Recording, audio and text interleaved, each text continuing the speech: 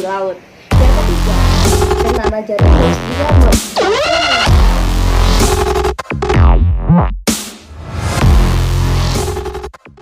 Halo semuanya, jadi pertemuan sebelumnya kita sudah membahas mengenai Dark Age, yaitu pada periode perang-perang yang terjadi antara Yunani melawan Persia.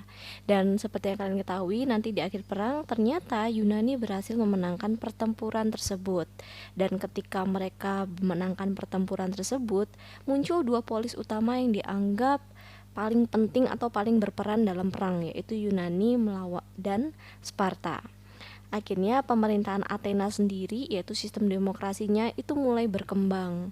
Sedangkan Sparta itu justru mengalami kemunduran. Kenapa? Secara politik, kalau Athena sistem demokrasinya itu berkembang menjadi demokrasi perwakilan atau lebih mengarah pada republik. Karena demokrasi di Athena itu berkembang menjadi demokrasi yang sejati. Setiap warga negara itu berbicara untuk dirinya sendiri. Itu yang terjadi di Athena. Tapi secara politik di Sparta itu justru terjadi kekacauan. Kenapa? Karena mereka secara pemimpinan itu lebih diduduki oleh golongan aristokrat. Jadi secara pemerintahan Sparta mengalami kemunduran, tapi bukan berarti secara umum ya, karena mereka secara ekonomi itu tetap masih berkuasa.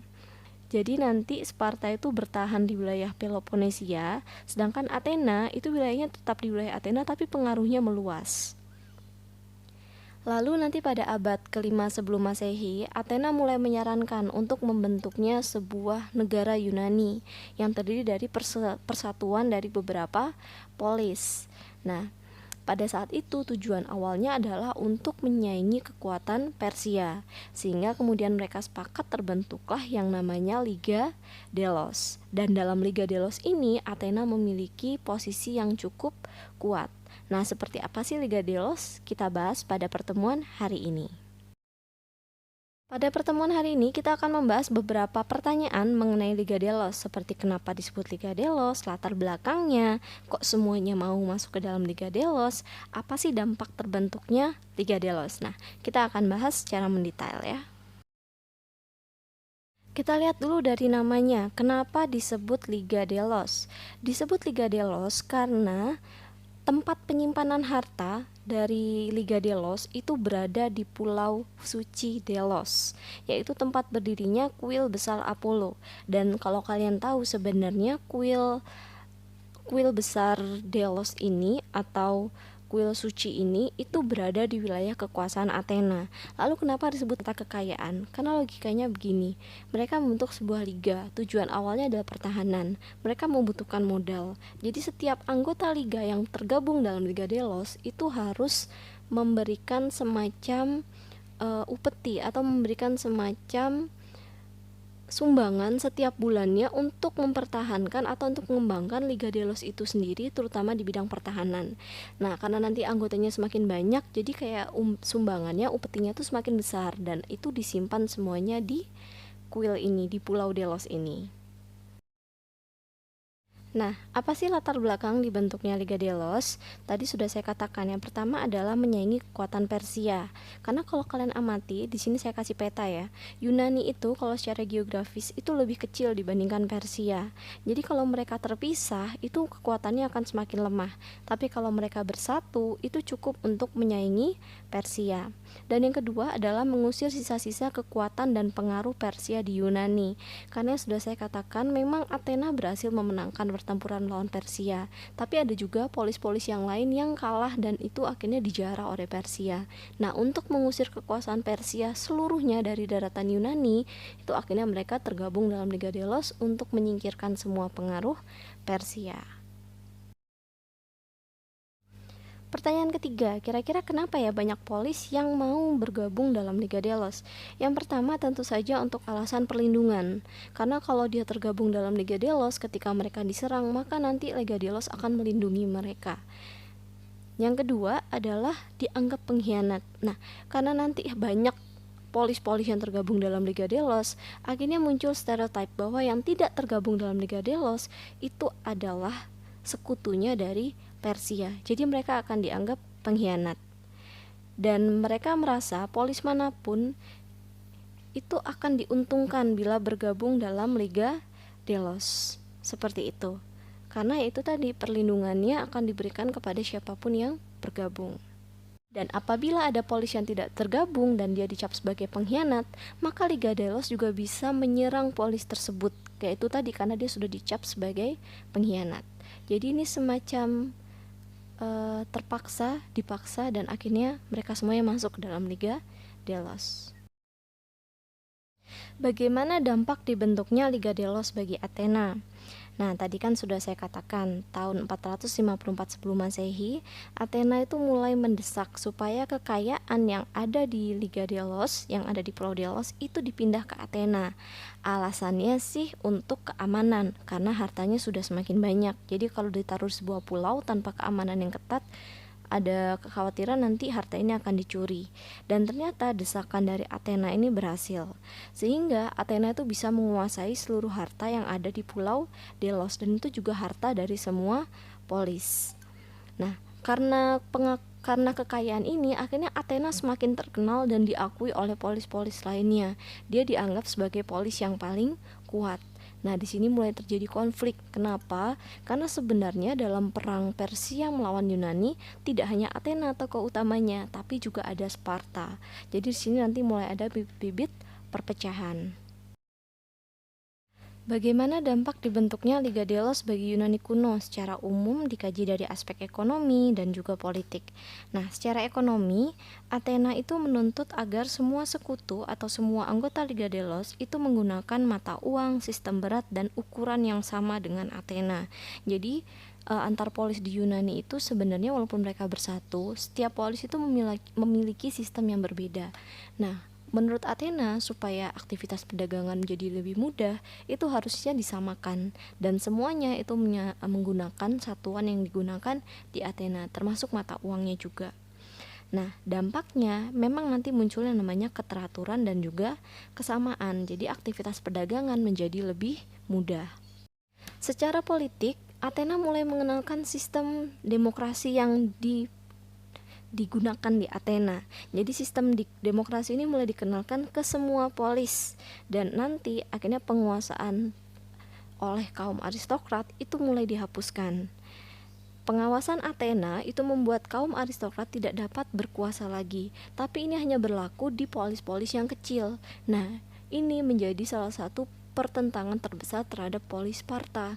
Kenapa? Karena Sparta itu masih sangat dikuasai oleh golongan aristokrat, dan mereka adalah polis yang kuat. Jadi pengawasan dari Athena itu tidak berlaku secara mutlak di wilayah Sparta, sampai nanti akhirnya Sparta memutuskan untuk keluar dari Liga Delos.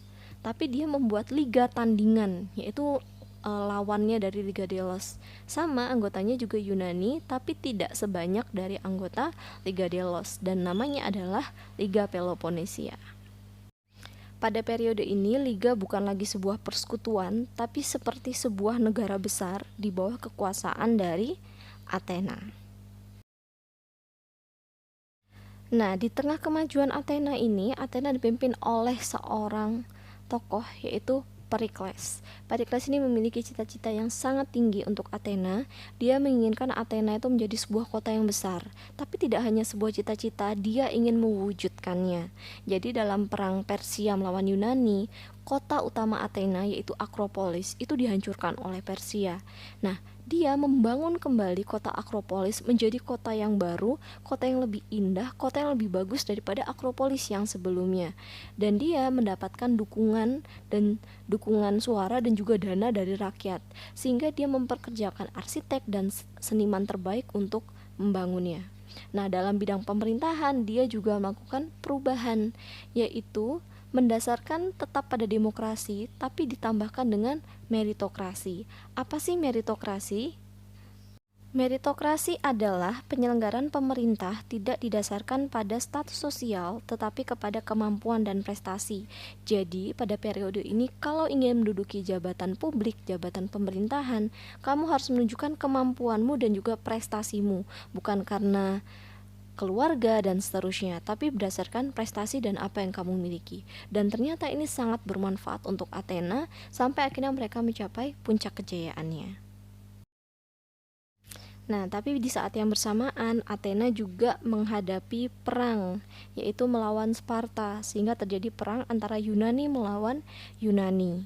Nah, perang Peloponnesia ini kita tahu dari mana? Itu karena diceritakan oleh seorang jenderal dan juga sejarawan Athena, yaitu Thucydides. Jadi, perang Peloponnesia ini terjadi pada tahun 431 sebelum Masehi. Dan pada saat itu, Yunani terbagi ke dalam dua liga. Yang satu adalah Liga Peloponnesia di bawah kekuasaan Sparta, dan satunya adalah Liga Delos di bawah kekuasaan Athena. Pada saat itu, Sparta lebih bersifat pada konservatif dan berpihak kepada aristokrasi, sedangkan Athena lebih bersifat pada demokratis, agresif. Nah, kira-kira apa sih latar belakang pertempurannya? Latar belakangnya adalah kekuasaan Athena itu bertambah kuat setelah membentuk dan memimpin Liga Delos serta mengusir sisa kekuatan dan pengaruh Persia di Yunani. Seperti yang sudah katakan, dia semakin kuat secara ekonomi, semakin kuat secara pemerintahan, dan itu sangat bertentangan dengan yang ada di Sparta, sehingga terjadi konflik di antara keduanya. Nah, dalam perang ini, Perikles sebenarnya sudah bersiap untuk menghadapi Sparta. Perikles mengandalkan dua kekuatan Athena, yaitu angkatan laut dan juga kekayaan yang dimiliki oleh Athena. Tapi dia lupa bahwa Sparta itu memiliki tentara dan strategi militer terbaik yang ada di Yunani. Sehingga pada perang ini, Perikles itu lebih menerapkan pada sistem bertahan.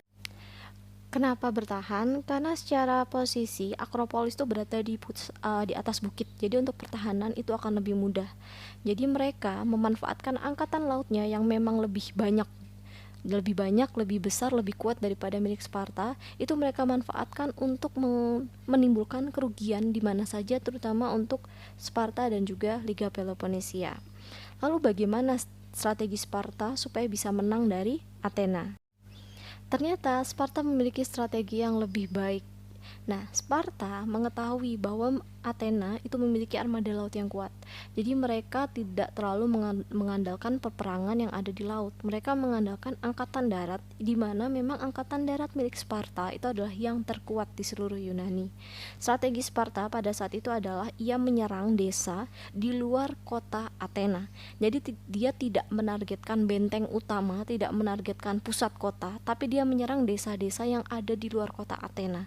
Dan dia merusak perkebunan dan juga lahan-lahan atau ladang-ladang yang ada di luar ibu kota. Itu yang dilakukan oleh Sparta. Dampaknya akhirnya karena mereka penduduknya banyak yang diserang, akhirnya banyak penduduk yang meminta perlindungan dan minta diizinkan masuk ke dalam benteng Athena. Efeknya, kota Athena, Akropolis itu menjadi penuh. Ketika warga semuanya masuk dalam benteng, lahan pertanian yang tidak mereka kelola karena itu diserang oleh Sparta, akhirnya muncullah wabah penyakit dan juga wabah kelaparan. Jadi tentaranya bertahan dalam benteng, sedangkan Athena tidak menyerang ke dalam benteng. Itu adalah strategi dari Sparta. Dan ternyata hal ini cukup efektif untuk melemahkan kekuasaan dari Athena. Dan ketika nanti Athena sudah sangat lemah, barulah Sparta menyerang Athena. Dan akhirnya Athena kalah. Apa sih dampak kekalahan ini bagi Athena? Yang pertama, wilayah kekuasaannya berkurang drastis, karena tadi wilayah luar kerajaan itu sudah diserang beberapa oleh Sparta. Yang kedua, angkatan laut mereka dipaksa untuk dibubarkan atau dihancurkan. Yang ketiga, benteng pertahanan Athena yang memang cukup kuat itu juga dihancurkan oleh Sparta. Nah, jadi walaupun nanti Sparta berhasil menguasai Athena melalui perang Peloponnesia, tapi sebenarnya kemenangan ini tidak berlangsung lama. Kenapa? Karena Sparta itu kan sebenarnya lemah dalam bidang pemerintahan. Jadi walaupun wilayahnya terlalu luas, kemampuan mereka mengelola itu sangat terbatas. Jadi nanti akhirnya Athena bisa melepaskan diri kembali dari kekuasaan Sparta. Dan secara nggak langsung sebenarnya Athena juga tidak suka dipimpin oleh Sparta, karena kalau kalian tadi amati petanya, ketika terjadi perang antara Athena melawan Sparta, pada saat itu Sparta itu bekerja sama dengan Persia. Dan kalau kalian masih ingat, Persia itu adalah musuh terbesarnya dari Yunani, sehingga nanti banyak polis juga yang memihak ke Athena karena dianggap Sparta pengkhianat karena bekerja sama dengan Persia. Dan seperti yang sudah saya katakan, Sparta itu tidak ahli dalam pemerintahan, mereka lebih kepada ahli perang. Sehingga walaupun nanti Mereka menguasai banyak polis, tapi mereka tidak memerintah secara baik. Nah, itu adalah penjelasan saya mengenai Liga Delos sampai dengan nanti terjadinya perang antara Yunani melawan Yunani. Itu saja pertemuan kita hari ini. Sampai jumpa pada pertemuan yang selanjutnya. Terima kasih. Selanjutnya kita akan masuk ke sistem perdagangan baik di darat dan juga di laut. Yang ketiga, nama jarum dia